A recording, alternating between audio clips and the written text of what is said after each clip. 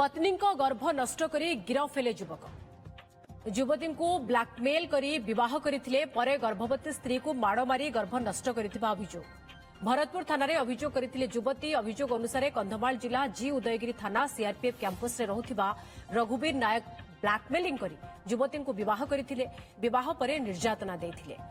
गर्भवती हेबारु मेडिसिन देई गर्भ नष्ट करथिले अभियोग परे पुलिस रघुवीर नायक को गिरफ करिछि गिरफ रघुवीर को बापा जने सीआरपीएफ इंस्पेक्टर भाबे कार्यरत अछंती चंदन पाइकरा एवं सहयोगी अधिक सूचना पाई रहिछंती चंदन ब्लैकमेल करी कि विवाह तापरे पुणी गर्भ नष्ट ये अभियोग प्रकृत रे कोन करा जाईछि एवं पुलिस रो एक्शन ए पर्यंत कोन देखो पुलिस एक्शन जितेबाला नहीं सेतेबाला कौनसी संपर्क कौनसी पावर को देखी ना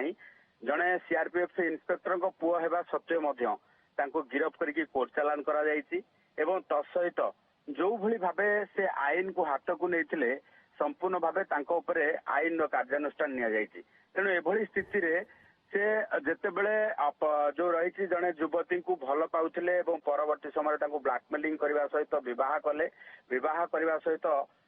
युवती जन को जेतेबेले कोर्ट मैरेज करछंती परवर्ती समय से जेतेबेले गर्भवती होइछंती तांको माड़ मारिबा सहित निर्यातना देबा सहित तांकर जो रही जे गर्भ नष्ट करिछंती तांकर उद्देश्य थिला जे विवाह करबा परे तांको प्रतारणा देई छाड़ी देबा पाई एई भली भाबे जेतेले मानसिकतार थिले शेषरे कोनोसी अन्य उपाय न पाई कोर्ट मैरेज करिथवा युवती जनक जे पत्नी बोली रहउथिले से भरतपुर थानार द्वारस्थ होइछंती एवं भरतपुर थाना जेतेले मामला रुजु करागला सेतेबेले पूरा घटनावली को तदंत करबा सहित पुलिस एक्शन नै छि चंदन जहा आपण कहउछंती किंतु कोन अभियुक्तर परिवार ए बाबद रे अवगत थिले ना नाही ए बाबद रे किछि जडा पडुछि कि देखो जितेबाला प्रथमे मामला रुजु करा जाउछि कोनोसी डोमेस्टिक वायलेंस रो मामला रुजु करा जिवो से समय रे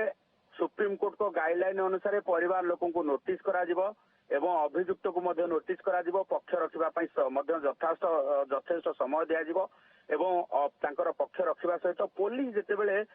तदंत करबा सहित तथ्य प्रमाण समस्त प्रकार अभियुक्त विरोध रे जिवो ता परवर्ती समय ताको गिरफ करा जिवो यार अर्थात भरतपुर थाना जिते मामला रुजु करा जायछि नोटिस सर्व करा जायछि नोटिस सर्व करा जिबा सहित